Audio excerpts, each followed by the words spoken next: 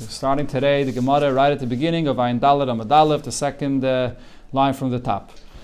So the Gemara here says Tashema. It's going to be bringing another raya to a question that the Gemara asked in the beginning of Ayin Gimel Amud Aleph, which is whether an Odel is allowed to eat Ma'aser Sheni. And Rav Sheshes answered that he is not allowed to eat Ma'aser Sheni, and he brought from a Mishnah in beginning of Bikurim to prove this. The Gemara refuted that raya just now, and the Gemara is going to try now another raya. Tashema, so it says in the Braisa as follows: if a bris was done for a person, but there's pieces from the flesh of the foreskin that were left over, so the bris is not done completely. So then he can't eat loy betruma, v'loy bepesach, v'loy bekotchim, v'loy b'maiser. Can't eat any of these things, not truma, not a korban pesach, not any of the kotchim, and it also says not maiser. So what does maiser here mean? My love, don't you think maiser dogon? It refers to the maiser of grain and the maiser that we're speaking about over here, which is the maiser sheni, and therefore it clearly says here that if the bris is not fully done, he's still an oral, you can't eat maiser sheni. Says the Gemara, no, there's no raya from here, because maybe loy maiser behema. It's talking about maiser behema, which is also a sort of maiser. And the 10th of the animal after it comes out of the barn and you hit it, and that's maiser. So maybe that's what it's referring to, but not maiser from grain. So the Gemara says, but why would the Braisa have to spell that out separately? Maiser behema hainu kotchim. Maiser behema has the halacha like kotchim. It's brought as a carbon on the mizbeach. So why would it say it separately? So the Gemara asks, and you're asking, according to your reasoning, you're asking why would it have to say Ma'aser Behema separately? Why don't you ask similar, Miloit Nan Pesach v'Ketani Kotchim? Doesn't it also spell out separately the Korban Pesach, even though it already said Kotchim, which should include all of Kotchim, but nevertheless it says Pesach separately. So just like by Pesach, there's a reason it says it separately, maybe there's a reason for Ma'aser Behema that it says it separately. So the Gemara says, no, it's not the same thing. Because Bishleim Pesach, it's understood regarding the Pesach, the Kotchim and Kotchim, why it has to say Pesach separately. Tzrichi, that's needed to teach both of them. And the Gemara explains why. The Tana Pesach, if we just say that an oral cannot eat from the Pesach, Mishum da Arelos Pesach Ksiva. So then I would say, only from a Pesach the oral can't eat. Where does the pasuk say clearly that an oral can't eat from Karbanis? By Pesach, the pasuk we had before, it says v'chol oral yechal bay. So therefore, avol kotchim, I would say emeloi. Maybe all other kotchim, I would say that an oral could eat kotchim. So therefore, it has to spell out separately kotchim. On the other hand, v'itana kotchim, if we would say kotchim, that seemingly it includes everything. But no, hava minna, then I would actually say my kotchim. What does it mean when it says kotchim and we don't know which kotchim it's referring to? Maybe I would say Pesach. Maybe it's saying kotchim, but it only means the korban Pesach. So therefore it can't just say kotchim. So it has to spell out Pesach and kotchim. Ela ma'aser behema lamali. But if you would say that ma'aser here refers to ma'aser behema, what would be the reason that it has to spell out separately that ma'aser behema, which is also brought on the mizbeach, that an oral cannot eat from it? So the Gemara says, you're right, it's not Ma'aser Behema, but there's a different way to refute the raya that we're bringing before. Ella rather, Ma'aser Rishon. What this Braisa here is saying is that not Ma'aser Sheni, which everyone eats and brings to Yerushalayim, but it's actually referring to Ma'aser Rishon, that a oral cannot eat Ma'aser Rishon. Now what's the halacha of Ma'aser Rishon? Rab Meiri. It's following Rab Meir's opinion. The Omar, Rab Meir says here, further in this Masechta, that Ma'aser Rishon Aser Lazarim. That Ma'aser Rishon is given to the Levi, and no one besides them can eat from it. And because we see that there's this special stringency regarding this Ma'aser Rishon, that it's not for anybody to eat, only for the Levi, so therefore so too, an oral cannot eat from Ma'aser Sheni. But again, from Ma'aser Rishon that is. But as far as Ma'aser Sheni is concerned, for that, we don't have any raya from here. Toshama, that Gemara tries, brings another raya, Midetoni Rabchir, Barav, Midifti. So he learned as follows: Oral aser b'shtei maisres. A oral is not allowed to eat from 2 maisres. Now, which 2 maisres is it speaking about? My love, don't you think echad is maiser dogon? One of these maisres is the maiser sheni that comes from grain, and vechad maiser beima, and the other one is the maiser beima, the 10th of the animals. And we see here that the maiser sheni and oral cannot eat from it. So again, the Gemara answers the same point. Hachanami Ma'aser Rishon. When it says here the 2 Ma'aseres, it's talking about the Ma'aser Behema, but the first one is not Ma'aser Sheni that everyone could eat, but it's talking about the Ma'aser Rishon, as we just said, with Rab Meir. According to Rab Meir, that only a Levi eats from the Meiser Rishon. Tashama, the Gemara brings a raya from another Braisa. Now this Braisa goes through different halachas that there are regarding Meiser, regarding Truma, and regarding Para Aduma. And it makes distinctions, which halachas and which stringencies applies by one and not by the other. Let's see. So Einon, the halacha of an Einon, which is a person that a relative passed away on that day. So he is Asr b'Meiser, he's not allowed to eat Meiser. The Pasuk clearly says, Le'achalti ba'oini mimenu. But umutter b'truma or b'para. But he's allowed to eat truma and he's allowed to handle the waters of the para aduma and so on. Now, Tvul Yaim, a person that was tamei and he went to the mikveh that day and it did not yet come to sundown. Also b'truma, he's not allowed to eat truma, he has to wait until the sun goes down. But umutter b'para or b'meiser. But he's allowed to handle the para aduma and he's also allowed to eat meiser. As soon as he went to the mikveh and he's tired, he doesn't have to wait until the sun goes down, he can eat right away eat meiser. Mechusik Kippurim. Now, a person that's Mechusik Kippurim, those are certain people that it's not enough for them to go to the mikveh, but they also have to bring a carbon in additional to the mikveh to complete the tara. Right? For example, a zov, when a zov has 3 re'iyas, if he sees 3 times, he has to bring a carbon, or a yeldis, woman that gave birth, she's also Mechusik Kippurim.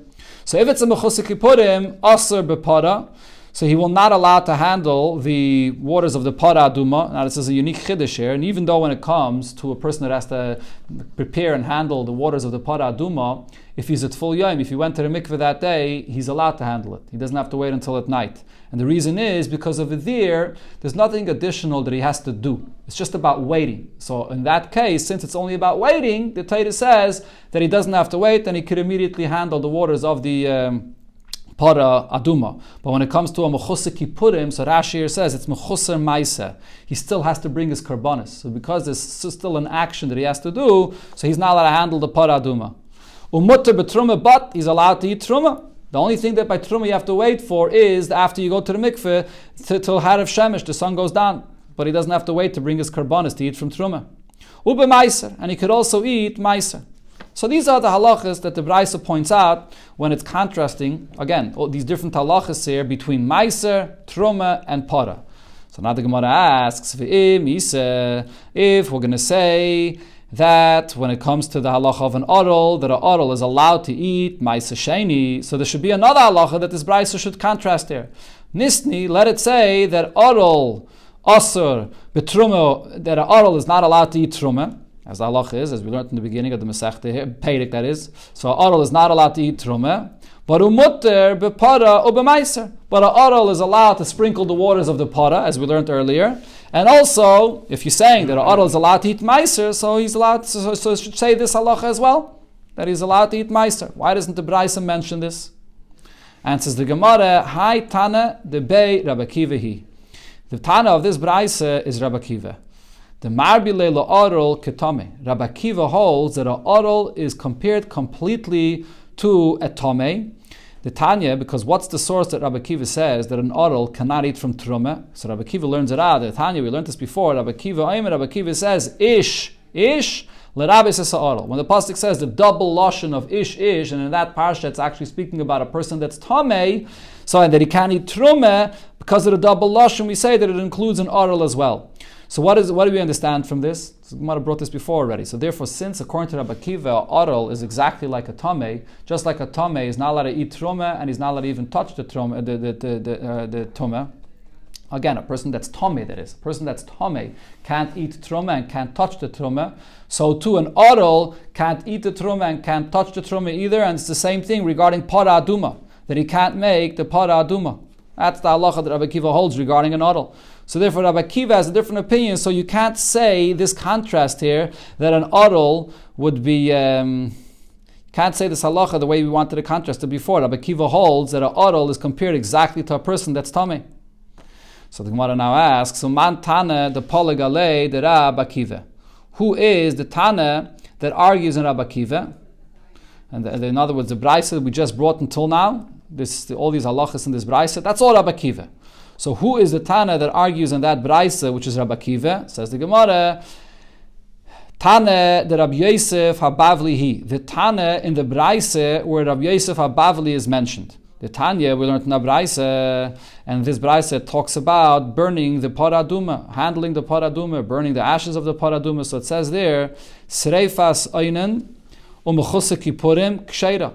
An Einan that is burning the ashes of the paraduma, or a Mechuse Kippurim that burns the ashes of a paraduma, it's going to be kosher. So this argues with the Braise before, that we just said as Rabbi Akiva. The Braise before said that a Mechuse Kippurim is not allowed to handle anything of the paraduma. And over here it's Aser. Here it says it's Ksheira. So this is the Braise that argues with Rabbi Akiva.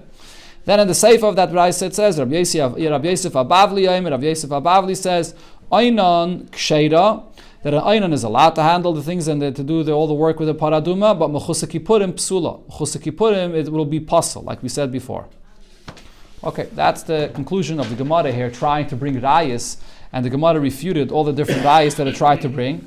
But now the Gemara comes back and says that Va'af, Rabbi Yitzchak Savar, Rabbi Yitzchak as well, is also of the opinion that Aral Asr b'Maiser, that an Aral is not allowed to eat Maiser. In other words, in addition to what was brought before on Daf Ayin Gimel, that Rav Sheshes holds that an Aral is not allowed to eat Maiser, but Rabbi Yitzchak also held so. Even though we refuted all the rayas, but both Rav Sheshes and Rav Yitzchak held that an Aral is not allowed to eat Maiser. Where do we see this? Rav Yitzchak said, Minayin la'aral she'asa b'Maiser. How do I know that an Aral is not allowed to eat Maiser? Because Nemar mimenu b'Maiser. The Torah uses the term mimenu regarding Maiser. V'nemar mimenu b'Pesach. And it uses the term mimenu by the Korban Pesach. So I compared it to this Gzeira Shava here. Ma mimenu ha'ama b'Pesach. Just like the term mimenu used by the Pesach. What's the halacha by the Pesach? Aral aser by. Aral is not allowed to eat from the Korban Pesach. Af mimenu ha'ama b'Maiser. So too mimenu that it says by the Maiser. Aral aser by. Aral is not allowed to eat from the Maiser. So this is a Gzeira Shava, and therefore that's Rabbi Yitzchak's opinion. But now the Gemara is going to analyze this Gzeira Shava, and we had this concept before. Anytime you have a Gzeira Shava, you have to know whether the words you're using in the Gzeira Shava, are they extra words or are they not extra words? And what's the difference? If they're not extra words, then even if you have a Gzeira Shava, but if you find a logical reason to refute it, that one is more stringent or one is more lenient, you could refute the Gzeira Shava. But if they're extra words, so then there's Allah Moshe Misinai to use it for this Gzeira Shava, and you can't refute the Gzeira Shava. So the Gemara now wants to know whether these words, mimenu, that we're using for the Gzeira Shava, is it extra or not? So the Gemara, mufni, is it extra words or not? The loy mufni, because if these words of mimenu here are not extra, ikele mifrach. So it's very easy to refute this Gzeira Shava. Why? Mala Pesach. I'll tell you why Pesach is different. It's much more stringent. Shken chayavan olav mishum pigul v'neiser v'tami. Korban Pesach is a carbon, and therefore the concept of pigul applies there. Neisar, if you leave over, and tamei, yichayev kares, if you eat from it, if you tamei, and that doesn't apply to meiser. So how could you compare to meiser? So the Gemara says, lie, yes, you're right. Afnuye mufni. The words mimenu we're using here in the Gzeira Shava are extra. So the Gemara now will go through this in detail. Where do we see that the word mimenu by Meiser and the word mimenu by Korban Pesach are extra? My mufni. What exactly is extra here? So the Gemara starts with what it says by Korban Pesach. Omar Rava, so Rava says, Omar Rav Yitzchak, Nerem Rav Yitzchak, Tlasa mimenu ksivi b'Pesach. It actually says in the Torah 3 times the pasuk of mimenu by Korban Pesach. On the side of this Gemara, Rashi brings it over here. On the side of the Gemara, you have the full. It's 2 psukim in Parshas Bay, where it says there al teichlu mimenu no bashul mavushul b'mayim. So it says one time mimenu, do not eat of it if it's partially cooked or if it's fully cooked. Kim tzliyeish, and then in the next pasuk it says again v'lo yisisiru mimenu ad baiker, and then it says a 3rd time v'hanoisar mimenu ad baiker beish tisreifu. 3 times it uses the term mimenu. Why does it have to say so many times mimenu? So the Gemara explains. So, chad legufe. The first time it says mimenu is coming for it itself. So Taisa says what this means is it's coming to say that only from the Korban Pesach, is by the Korban Pesach that is there a halacha that it has to be eaten tzli eish and not to be cooked, partially cooked and so on, but not regarding the matzah and mutter that are mentioned in that pasuk. So that's the first mimenu. Chad l'gzeira shava. Another mimenu is actually extra for this gzeira shava that we just said, that we learn out from Meiser now. Now the chad and the 3rd mimenu, so there's 2 opinions what we do with the 3rd mimenu. Laman Dama, there's one opinion that says that Ba'a Kosov Litn L'cha Esse Achalois Esse. The point of the end of these psukim here is to say that there's an Esse that follows the Lois Esse. This is what's usually called a Lav Hanitik La'aseh. You have here a Lav. The Torah says, do not leave over from the Korban Pesach. And then the Torah comes and says, if you do leave over from it, that you don't get malchus, but rather there's a mitzvah saseh that you have to burn it in the fire. So that's the point of it, that the Torah is coming to say a mitzvah saseh. So Aidi, d'chsiv, noisar, so because it has to say again that whatever is left over, you should burn it in the fire, ksiv nami mimenu. It also says the word mimenu again. Even though the word mimenu is really extra, it does not have to say it again, but many times once the Torah has to repeat again the halacha here, and in this case the Torah is repeating the mitzvah saseh, so it writes again the word mimenu once it's repeating what you should do. That's the third time mimenu according to one opinion. Well, now there's another opinion what the pasuk is coming to teach us here.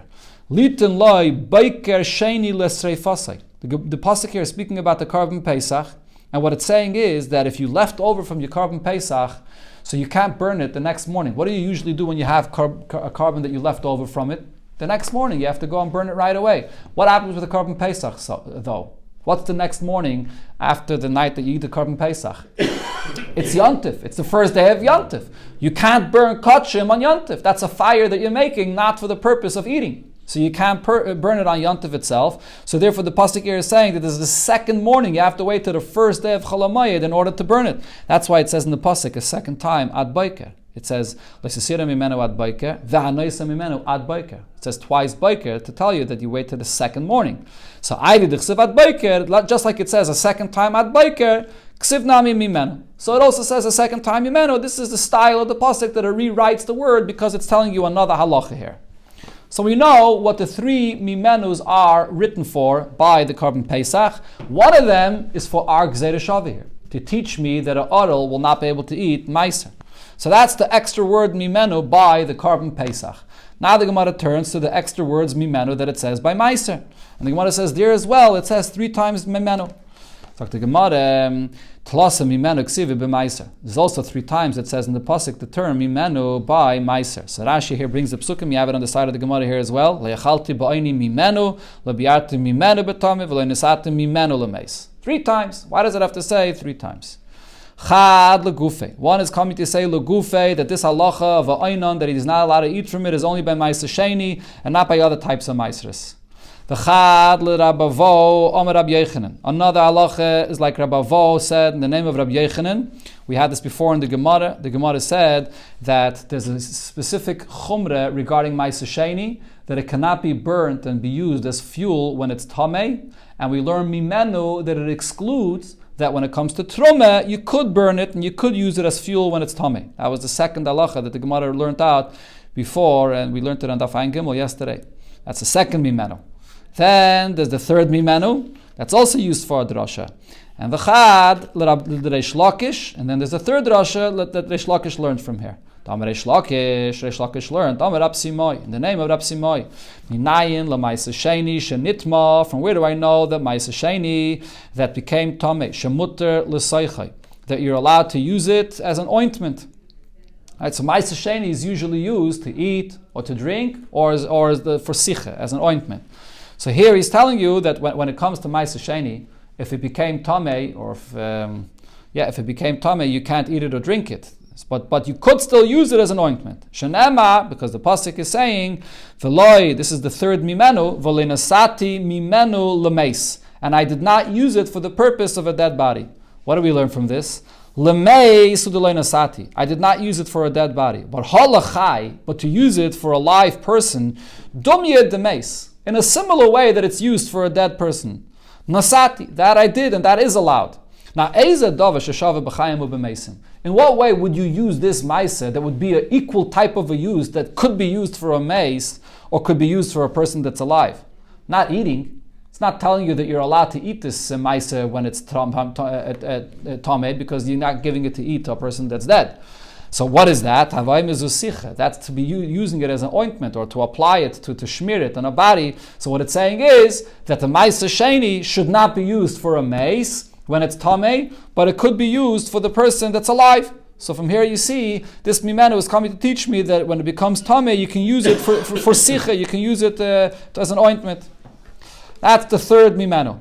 Now the Gemara is going to get back here to the Gzeira Shava that we're dealing with. What it comes out of here is that the mimenu that it says by the Korban Pesach, there's an extra mimenu for the Gzeira Shava. When it comes to the three mimenus that it says by Ma'aser Sheni, there is no extra mimenu for the Gzeira Shava. But before the Gemara gets back to that, the Gemara will now ask a question on this drasha that we just said. That it's coming to teach me that you can shmir it on a person that's alive and not on a mace.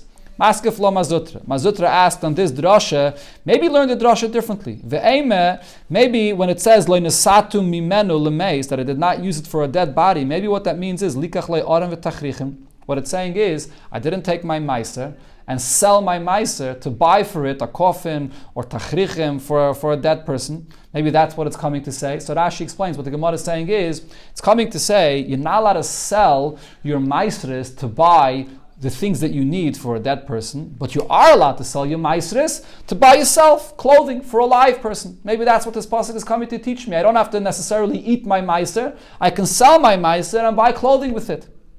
Maybe that's what it's teaching me, and not what we said before, that you can use it as an ointment.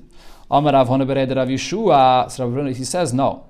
Mimenu means migufay. Leinasati mimenu. We're talking about using it itself. We're not using about selling it and buying something else. So we're talking about using it itself to shmir it, that you don't use it for a mace, but you use it for a live person. That's one answer. Another answer, Rav Ashi Amar, loy nosati. It says here in the pasuk the term loy nosati, which is dumye de loy achalti. Similar to the term that it says before, loy achalti, that I did not eat from it when I was an einon, ma'ala alam migufay, just like in the beginning of the pasuk when it says loy achalti, it's talking about eating the meiser itself, afkan migufay. So too over here, it's talking about using the actual meiser itself, and not selling it to buy aron or tachrichem, or selling it to buy clothing. Okay, now what's the point that comes out from here?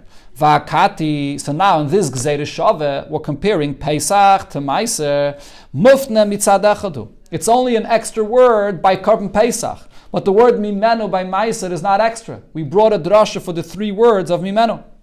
So now, so this Gzeira Shava would be good and accepted according to the opinion that says L'meidin ve'im meshivin, that when you have a Gzeira Shava and only one word is extra, you can learn the Gzeira Shava and you can't refute it.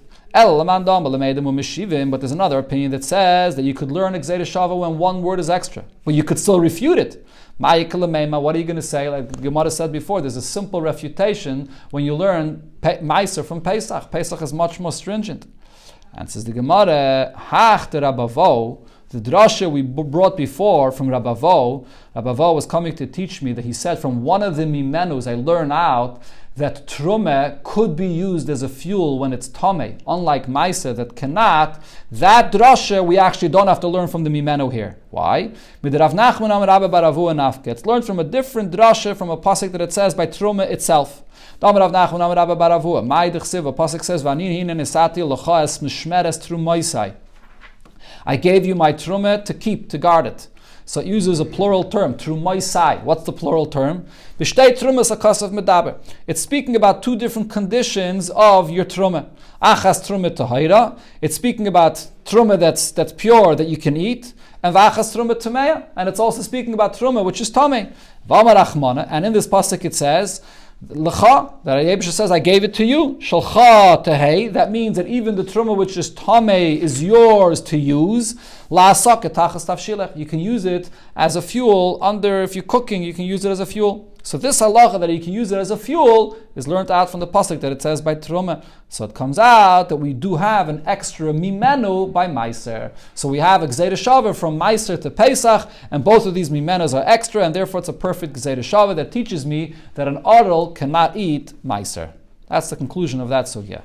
Now the Gemara goes back to the what it said in the Mishnah in the beginning of the Perek. Okay, we're finished with all the different halachas of an adult. Now it moves on to the halacha of a tamei. It said in the Mishnah, a person that's tamei is not allowed to eat truma. And where do I know that if you're tamei you can't eat truma? The pasuk says, Ish mizera arem v'hu tzarua oizav v'gomer. So these are forms of tuma. And the pasuk there continues to say that Second, the conclusion of that pasuk is bakotchim lo yochal. You should not eat kotchim. Now, what is this kotchim that the pasuk is speaking about? The Gemara will now prove it's not speaking about karbanis, but it's rather speaking about truma. How do I know? Because ezeu davar, what is something sheshave bezarei shel Aaron, that's equal, that all of the descendants of Aaron, any kain, can eat from this. So even though it uses the term kotchim in the pasuk, but in the beginning of the pasuk it says zera Aaron. So for who? What is it that it's equal for all zera Aaron? So you should say, what is this? Zu truma. This refers to truma.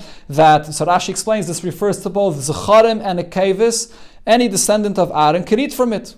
Whereas by kotchim, a nekeva cannot eat from kotchim always, as we'll see. So therefore, the pasuk is not referring to kotchim. Rather, it's referring to truma that could be eaten by all the descendants of Aaron, and therefore it's saying over here in this pasuk that if you tameh, you can't eat from truma. Maybe I should say that it actually refers to a certain section from the carbon of kotchim kalem, so the chaza and the shoik, so those are the breast and the shoik also, so they are eaten by the kainim, and the kain is actually allowed to give from this also, hein l'neshayim lavdeim, so you can give to eat for this even for his wife, for his sons, for his daughters. So you see that it is allowed even for any descendants of Adam. Maybe that's what this pasuk is speaking about, that if they're tameh, they can't eat from it. Says the Gemara, no, it still is not for all the descendants of Adam. Why not? Eina b'chayzeres. This does not apply to a woman that's returning back to her house. What does that mean? This is talking about a bas kayin that got married to a Yisrael, and then her husband dies, and she goes back to her father's house. So over there, when she goes back to her father's house, we learned this already before, she does not go back to eat from kotchim. She can go back to eat truma, but not from kotchim. So therefore, not all descendants of Aaron are able to eat from these karbanis, even from the chaza and shaik, and therefore, that's not what this pasuk is speaking about. Frag the Gemara, but truma nami. When it comes to truma, there's also a limitation. Not all descendants of Aaron are able to eat truma.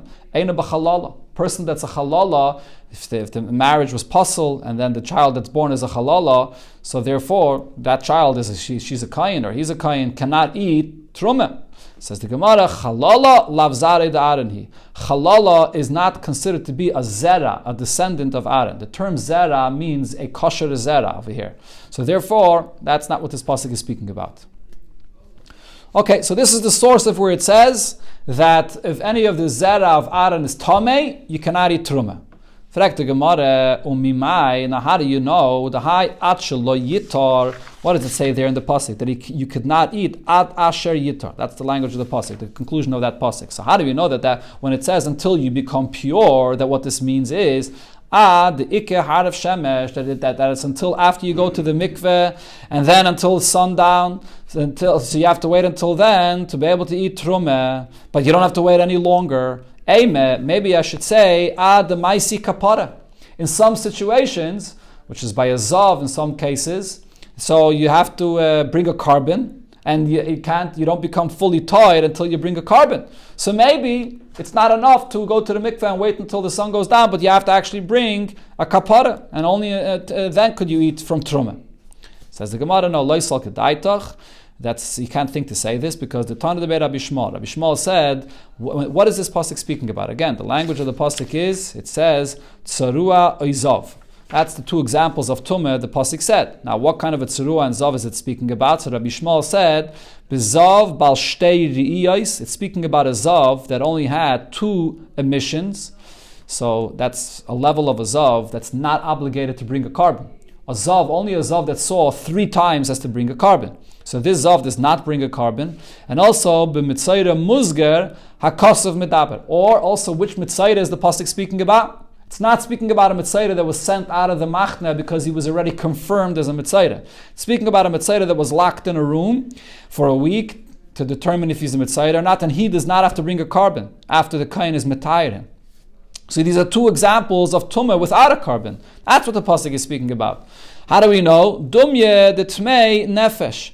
This is similar to the term of tmei nefesh that the pasuk speaks about. In that pasuk it also says the term of tmei nefesh in the end of the pasuk, b'chol tmei nefesh.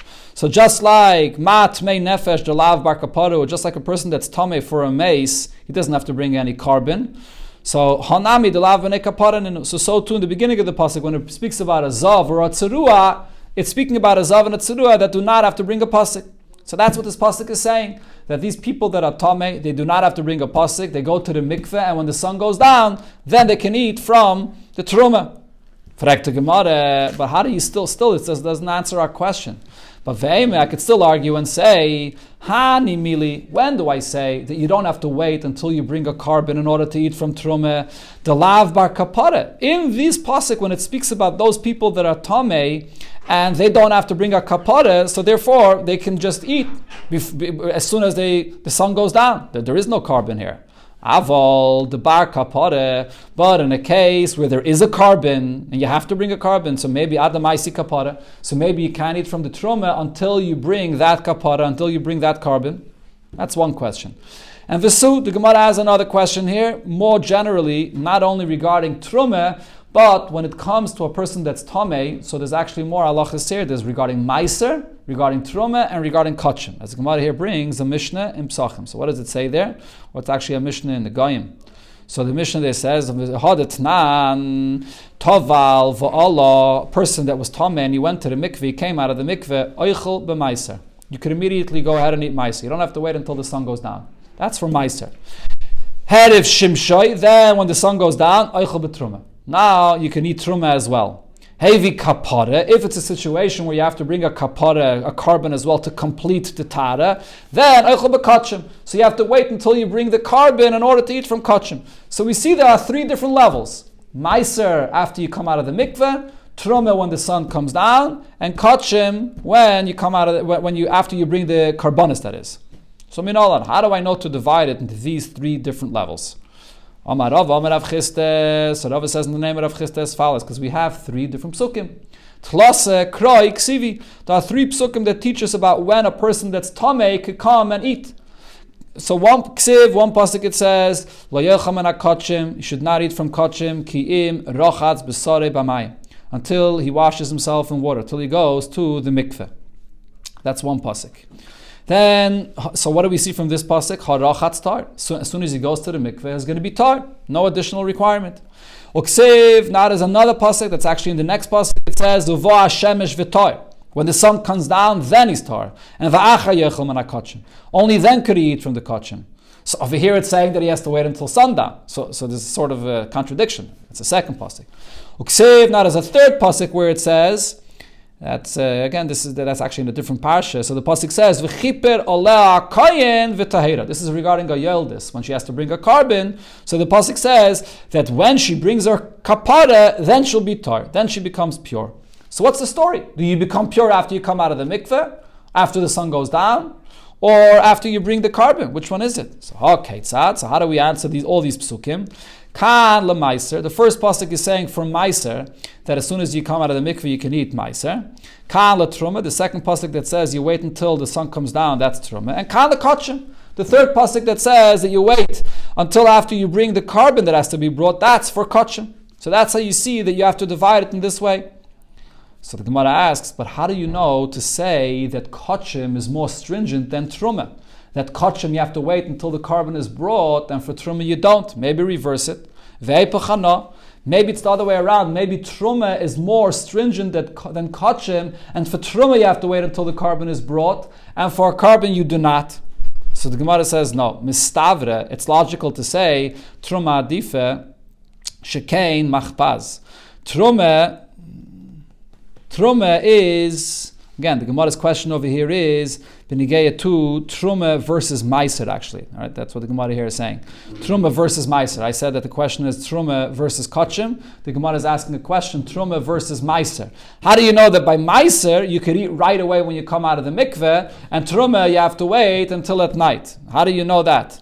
So the Gemara answers because truma adife, truma is more stringent. Shekain machpaz. What is machpaz? This is a Rosh Tevis. We had this before in the Gemara already. What does machpaz refer to? Remind me. Machpaz refers to misa. Misa. The mem is misa, and the ches is chaimish. If you eat from the truma, you have to pay a chaimish, and the pay is pidyon. You cannot redeem it, and the zayin is zarim, that no zar can eat from it. So these are unique chumras that you find by truma, not by meiser. Says the Gemara, Adarab, on the contrary, Meiser Adife, you find that there's chumris regarding Meiser that Truma does not have. And what are those chumris? Shekain Hadas Tav. It's in the Rosh Tevis of Hadas Tav, and the Gemara doesn't even spell it out. The Rashi here brings what they are. Hey is the Hava. We had this also before in the Gemara. Hey is that you have to bring it to Yerushalayim. Dalet is the halacha of Vidui, which is only by Meiser and not by Truma. They have to do the confession and after 3 years. The Samach is that it's Asr for an Einon.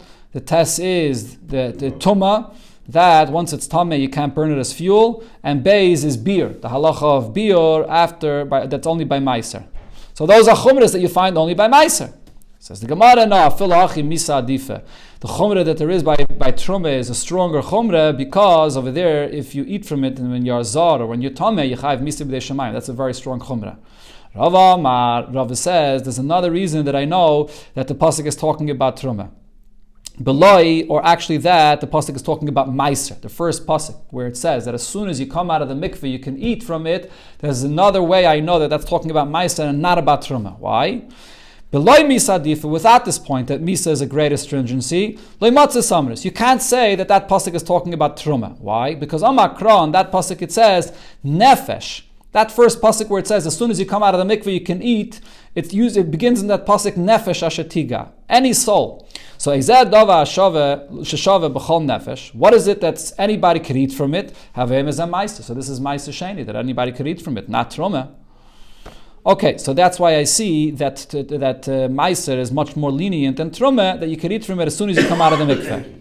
But the Gemara still asks, Akati, but still, going back to the first question that we asked before, we still don't have an answer to that question. Hanimili, maybe I'll tell you, going back to Truma now. So we said that by Truma, come out of the mikveh, you have to wait until at night, and then you can eat from the Truma. But how do you know that that's true? Maybe, Hanimili, when is the pasuk here saying, Uba Shemesh, that you have to wait until the sun comes down? Heicha delav bar kapara. That's only for a person that does not have to bring a carbon at all. So you just wait until sundown. But if it's a person that needs to bring a carbon, maybe adamaisi kapara. So maybe he has to wait until he brings his carbon. So the Gemara brings another source for this, that by Truma you don't have to wait. Amar Abaye, so Abaye says, if you look at the Parsha where it speaks about one example of a person that has to bring a carbon for the completion of his Tara, what's that example? One example is a Yeldis. So in that Parsha of the Yeldis, a woman that gave birth, so over there as well you'll see that there are two psukim there. Today, Kroik Ksiv, there are two different psukim that say be Yeldis, by a woman that gives birth. Ksiv, one pasuk it says, Ad Malois Yemei Tara, that you wait until the days that she's clean, that she's pure, which means kivin shamalu yameh, as soon as the days that she counts for her to be pure are ended, Tara, she's pure. She goes to the mikveh and she's pure. She doesn't have to wait until she brings her karbanis to be pure. But and then afterwards the pasuk says, that only after the kohen brings the karbanis, then she's going to be tar. So what does this mean? So when is she tar? After she goes to the mikveh and she waits until at night, when the day is over, or when she brings the carbon? Hakeitzat, the answer is kan letruma and kan lekotchim. Regarding truma, she has to wait only until at night, but by kotchim she has to wait until she brings the pasuk. Again, until she brings a carbon. So that's more stringent. But again, the Gemara asks, similar to before, for Eipach, you have these two psukim, but maybe you should say in the reverse, maybe Truma is more stringent than Kachim. Says the Gemara, no, Mistavre, it's logical to say Kaidesh Chamer, that Kaidesh is more Chamer than Kachim, than Truma that is. Why? Shekain Pinkachs.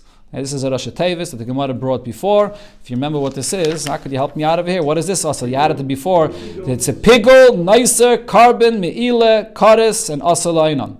So those are 5 different things that you find the chumrah regarding kachim. The Gemara Adarab, on the contrary, Truma Chamura. Truma also has stringencies, Shekain Machpaz, the stringencies that we brought before in this Rosh Tevis of Machpaz. Says the Gemara Hanach Nefishin. But by Kachim, it's five chumras, so therefore it's more chumras. Rava again says that you don't have to say only that it's more, but loy hanach nefishin, even without the fact that there are more chumras here, loy matzah samris. So you can't say that in that pasuk it's going on truma. Why? Because again, you can't say that pasuk is going on kachim. where it says that she'll be tar without a carbon. Why? Because Amakra v'chipar alea kayin v'tehera, that the kayin will be mechaper on her and she becomes pure.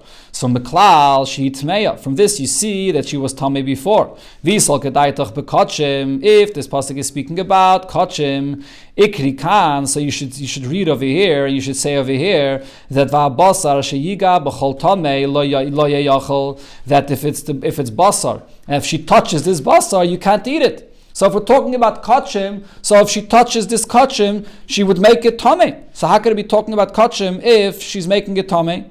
So therefore, it must be that it's not talking about kachim. Elishmamina betrumeh. So it must be that it's talking about trumeh, and by trumeh, it doesn't say regarding it that if you touch it, it becomes tameh. So therefore, we know that regarding tumah, as soon as the sun goes down, you can eat from it trumeh.